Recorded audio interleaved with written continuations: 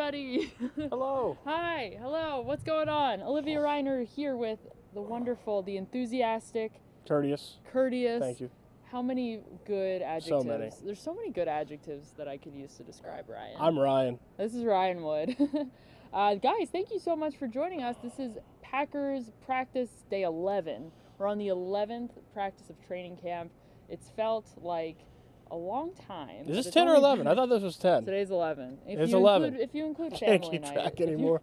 If you include family night. Oh, there you go. Okay. And it is the end of the Packers-Texans joint practices, which Aaron Rodgers and Matt LaFleur had varying opinions on. Their first disagreement. Yeah, well, I'm sure they've disagreed on other things, but they certainly disagree on the practices. Matt LaFleur said that he would love to do this again. He'd love to practice against multiple teams every year. Every year. Aaron Rodgers, on the other hand, said that he wouldn't mind if the Packers waited another 14 years to do this again. Yep. So, do you see both sides of it? I do kind of see both sides of it. Like what Rodgers was saying is that it's all vanilla. The Texans didn't show him anything. It's not. I mean, they don't show him anything in preseason games. They're definitely not going to show him anything on a practice field in the preseason. I get that, but I also think that there is tangible value to going against someone else and not your own. There's more honest looks that you can get, even if they're extremely bland and vanilla. It's still more honest than a defense or an offense, for that matter, that literally knows all the plays that your team is running. So there's more value there. Ultimately, I mean, I think Aaron Rodgers was especially upset about the live special teams drills because he lost the receiver, at least for today. That's been very, very good so far in camp, and Trevor Davis got injured on Monday in the live special teams drills, which, frankly, no, that makes zero sense to have live special teams drills. I'm totally with him on that. Now, Trevor Davis has had a really good camp, so for him to get injured is not ideal. I think that's probably what irked him probably the most, but I do get both sides of it, and ultimately the head coach does the schedule. So if Matt LaFleur wants joint practices, there will be joint practices. He will have what he wants. Hello, everyone. I've got your questions up over on Facebook. If you're not on Facebook right now and you're on Twitter or YouTube, hello. Good to see you. I will not be able to look at questions over there, but I will be able to look over on Facebook, so we'll take a couple here. Why don't we start with Marcel? He says hello. Hello, Marcel. He also asks, how is the Packers offense looking so far against the Texans defense? Today especially was pretty difficult, I think, for the Packers offense. They did not do such a great job in the red zone. The 2-minute drill, not much better. Matt LaFleur was not very happy with his offense as a whole. He said the urgency definitely seemed down in and out of the huddle. What did you make of how the Packers performed on offense today? I watched the defense today. Okay. But I mean, if you don't know, so it's a really different practice when you have two teams, because you have the Packers offense first team and the Texans defense first team on one end of the field, basically on one field, and then you have the inverse of that, the Texans first team offense, Deshaun Watson, against the Packers first team defense on the other field. Yesterday I watched the offense, today the defense. In short, the offense does not look good, but it's not really a surprise. I mean, they're learning the offense right now. Learning where to line up, learning all the intricacies of the offense. It's not supposed to look good right now. The question is how quickly they can get that improved, because the schedule does not do this team any favors. Not only, obviously, opening the season Thursday night at Chicago, maybe the best defense in the league, brand new offense, not ideal. But then you got Minnesota, Philadelphia, Denver, even Dallas. I mean, those were top defenses last year. And this offense, it's not going to be a finished product by week one. It's not going to be clicking on all cylinders at its maximum potential week one. Probably not week two either. That's just the reality. It's not just this offense. It's any new offense in general. So how close can they get there and how quickly can they do it? That's a huge question for this team right now, and we don't know. And it certainly doesn't help that Aaron Rodgers does not have all of his offensive weapons right now, especially in training camp. Aaron Jones and Jamal Williams have been out, both dealing with different hamstring injuries. We have a question here from JoJo. Specifically, how is Aaron Jones' injury coming along? Did you have a chance to see him in the locker room either today or yesterday? Did you get a sense? He spoke to some of the media members today, and gave us sort of an update on his injury. He doesn't seem to think it's going to be much of an impact long term. No, I don't think you're not going to see him for a while, because that's just the nature of hamstring injuries. Is when you have them, you rest until you're 100%, because if you don't and you re-injure the hamstring or the calf or the quad or whatever it is, the soft tissue muscle, that second injury is the real problem. So it's not going to be for a while. I don't think, I mean, barring any setbacks, that's why they're out right now, to not have any setbacks. I don't think Aaron Jones or Kevin King, for that matter, are at major risk of missing week 1. Like, there's still a long way to go, and they should be okay for that. It's just a matter of getting them healthy, getting them there without any setbacks, and if they do that, they should be okay. Richard wants to know if Adrian Amos got hurt today in practice. I did not see. I didn't see it. He had a pick today.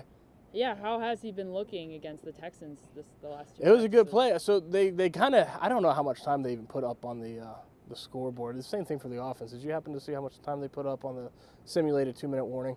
Because it wasn't 2 minutes. It was less than a minute. Yeah, it was roughly a minute, we'll say. And they did half a field. So it was a 2-minute situation, but with less time. The first team defense stopped the Texans with Watson with 9 seconds to go from the 23, an interception to the end zone from Amos. One of the Texans receivers basically slipped, and it was a pretty good play by Amos, getting the feet down in bounds in the back of the end zone. Probably his best play so far in camp. It was pretty solid. In 3 of those drills, 3 of those drives, the Texans scored once against the second team defense. Natrell Jamerson misplayed a ball in the air, and one of the receivers came down with it. The other 2, the Packers had stops. So, I mean, all in all, pretty good. So how are Adrian Amos and Darnell Savage Jr. meshing together now that Savage is back from having his wisdom tooth pulled? He came back to practice. He was limited for a while, and now he's not limited anymore. Well, I'll tell you this.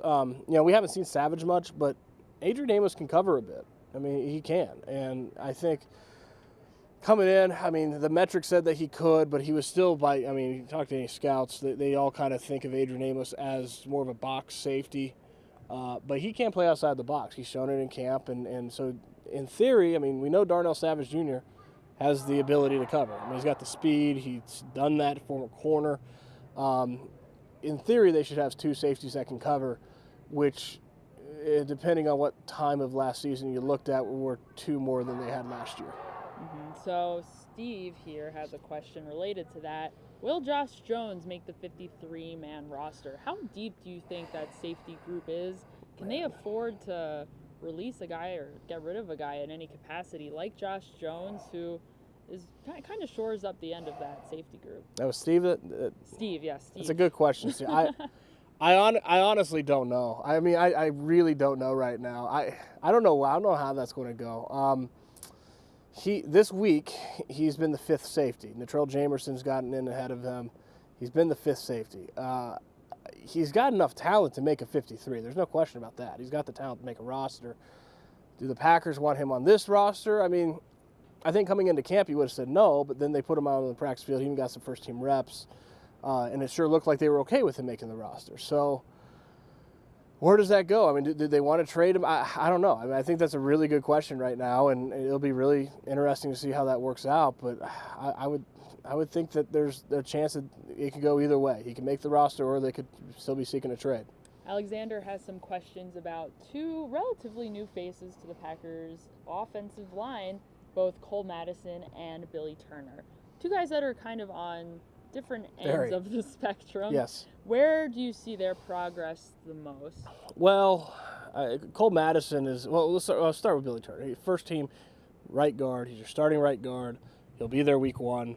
Looks pretty good, too. I mean, I think he's looked pretty solid. He's got a lot of athleticism for an interior lineman. He's very much built like a tackle. So, very athletic, which is good for this wide zone. He's a good scheme fit. I think so far so good with him. Cole Madison been repping a lot as a 3rd-team center. That, you know, if he's very much a long shot to make the 53-man roster right now. I mean, if anything, he's a developmental guy you keep on the practice squad and let him further development as he shakes off the rust from missing last year. If he does ever, though, make a roster, I mean, his thing's going to be versatility. The fact that he can play kind of all the spots. Probably more of a swing type than a starter.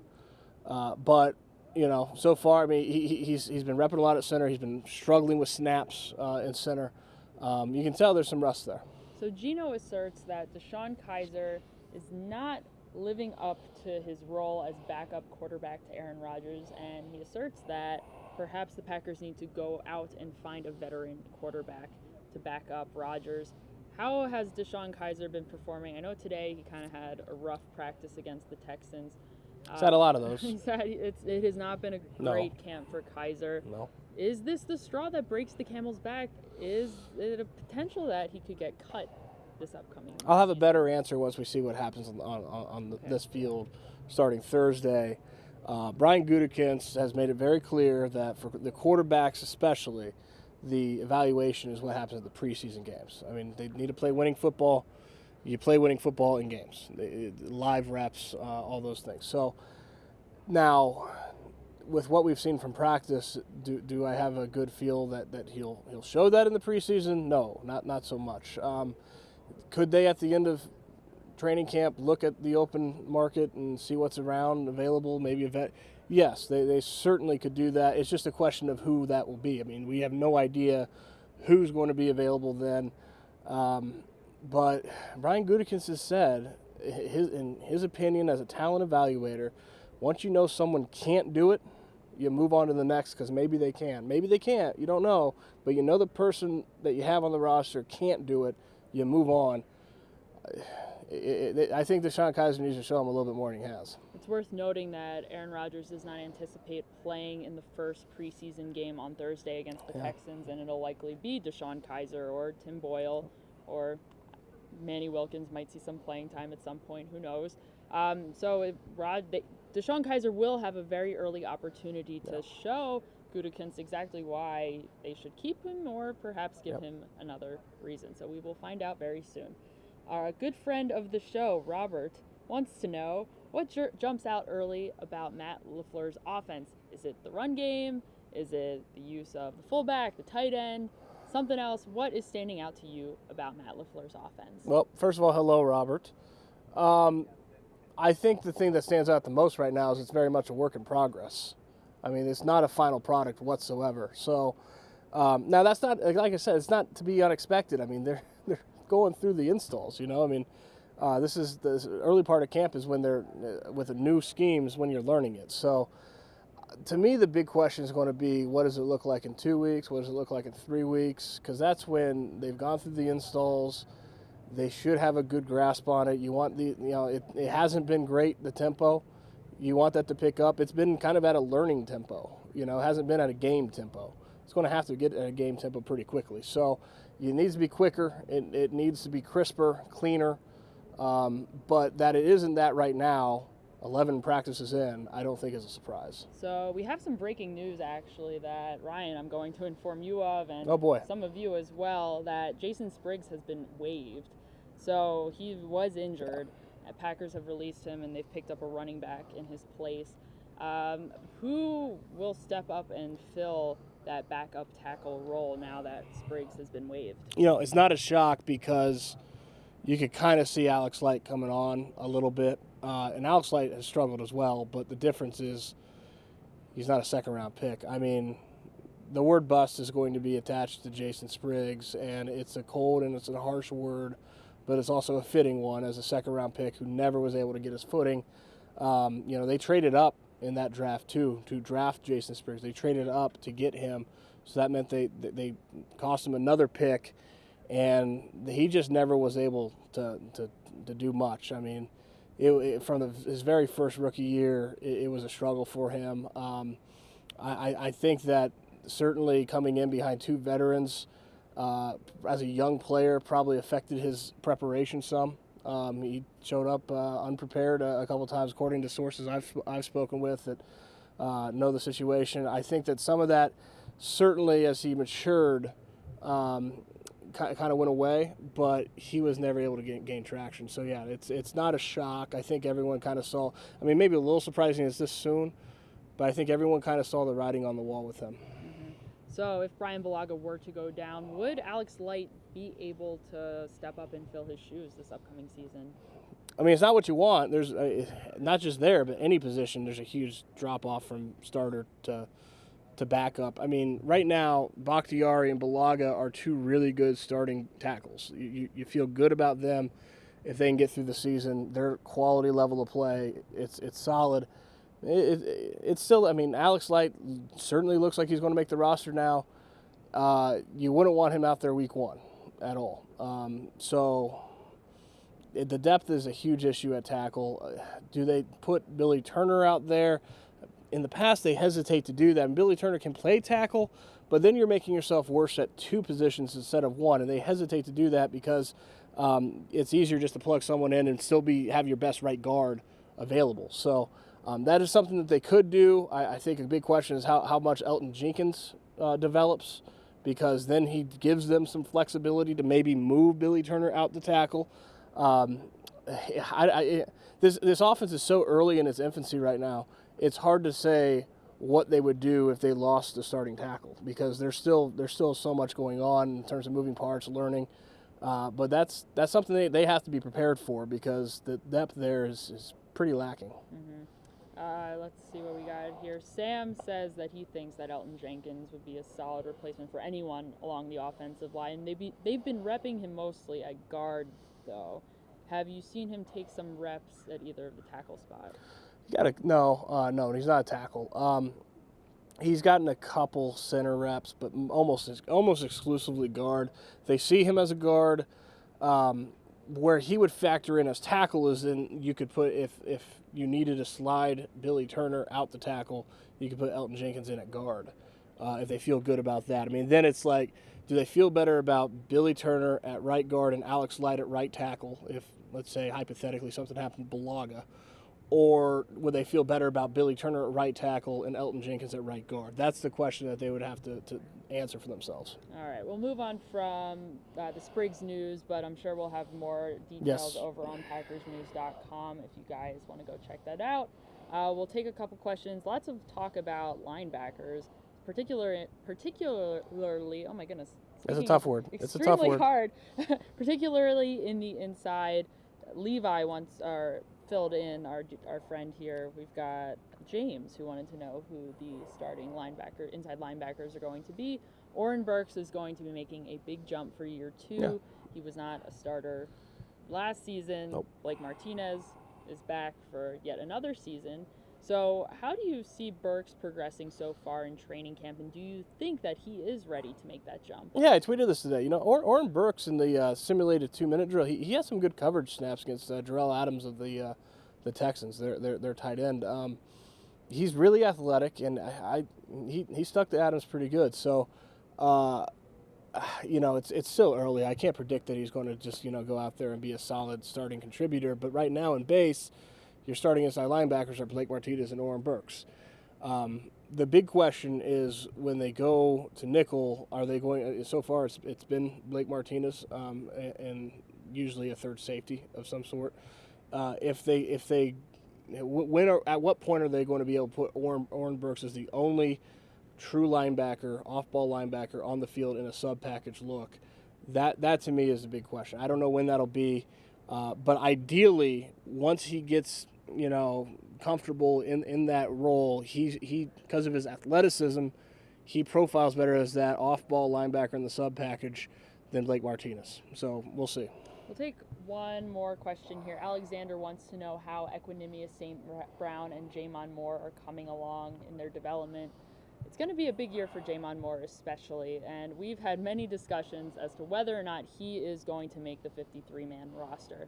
And you've pointed out that he is technically the only receiver that, if the Packers wanted to, could put him on the practice squad. However, that seems unlikely that they would do that. Yeah, but perhaps they would just release him. So how have you seen both of them developing this training camp? Jamon Moore and who? Equinemius St. Brown. Equinemius St. Brown certainly is way ahead. He's factoring anywhere from third to fifth receiver, anywhere around there. I mean, he's gotten some first-team reps. He could be a part of this offense, and he's looked okay. He's had some good days out there. Jamon Moore, very much on the bubble. We'll have to see. You talk about Jamon Moore. I mean, that's a guy that these preseason games are going to be really big for.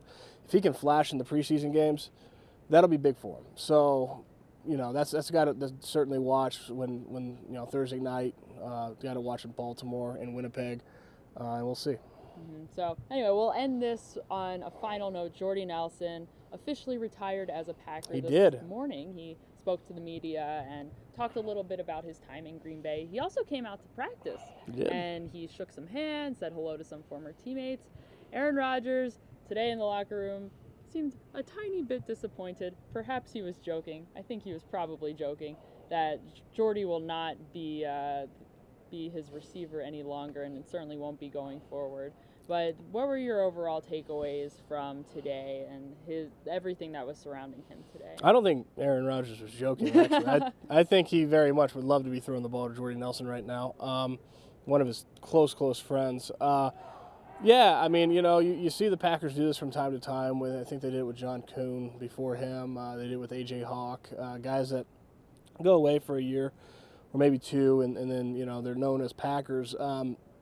So today was Jordy Nelson's day, and I think the most interesting thing he said actually was about Davante Adams. And I asked him, you know, Davante Adams had a rough start to his career. It was not the start, and he's talked about this more than he'd like to. It was not the start to his career that he would have liked. And Jordy Nelson saw that up close. 2014 seemed to be emerging, and then 2015 for Davante Adams was just a nightmare. So I asked him if he saw it back then, and he said that he did because of his athleticism. It was just a matter of learning how to play the position and adding that to it.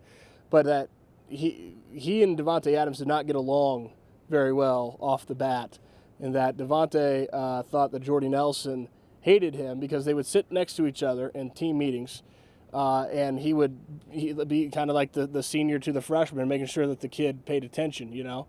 And I asked Davante in the locker room, is this true? And he's like, yeah, absolutely true. Did not get along at first. What's funny about that, though, is that now they're extremely tight. I mean, they're really close friends now. And Jordy Nelson said a couple weeks ago, Davante Adams told him, I kind of get what you mean now, or how you felt then, like, because he's like this with the young receivers now. Like, hey, sit up straight and pay attention, and, you know, don't goof off, you know. And so it's funny how that wheel keeps turning. If you look at Packers especially, I mean, they've gone from, you know, Freeman to Driver to Jennings to, you know, Nelson, Cobb. I mean, they've always had somebody who carries that torch. Now it's Davante Adams, but that's how it works. I mean, the older guy, the veteran, gets the rookie acclimated to the league, sometimes forcefully, sometimes in not a very nice way. And then that rookie grows up to be a veteran and does the same thing for the next generation. So I thought it was an interesting inside look at that. Who will be that next guy? Big question. Geronimo Allison is there. Marquez Valdez-Scantling. You know, Davante Adams ain't going anywhere for a while, so it might not even be one of those guys because Davante Adams, he's, 26, 27? He's going to be in his prime for a few more years. So. All right, so perhaps future us. We will deal with that problem and that question later. Guys, thank you so much for joining us. We appreciate all of your questions. If we did not get to your question, bring it again next time. Maybe we'll answer it later in the future. We are not at practice. There is no practice tomorrow. So we will be back after the game against the Texans, the very first preseason game of the season. Make sure you're also checking out all of our work over on PackersNews.com. We'll have lots and lots of updates over there. Of course, follow us on social media as well. We like to live tweet practice too, so hopefully you get some interesting information out of those as well. Guys, thank you for joining us. I'm going to hand it off to Ryan. He's going to take his 30 seconds of fame while I turn off the live stream. Maybe the computer won't be overheated today because we actually have clouds out here now, which is nice, and it's not as hot as usual. So, no, thank you everyone who tuned in, and like she said, I'll actually be on with Olivia Thursday night. We'll see you then. Next practice is Saturday, so make sure that you keep it here.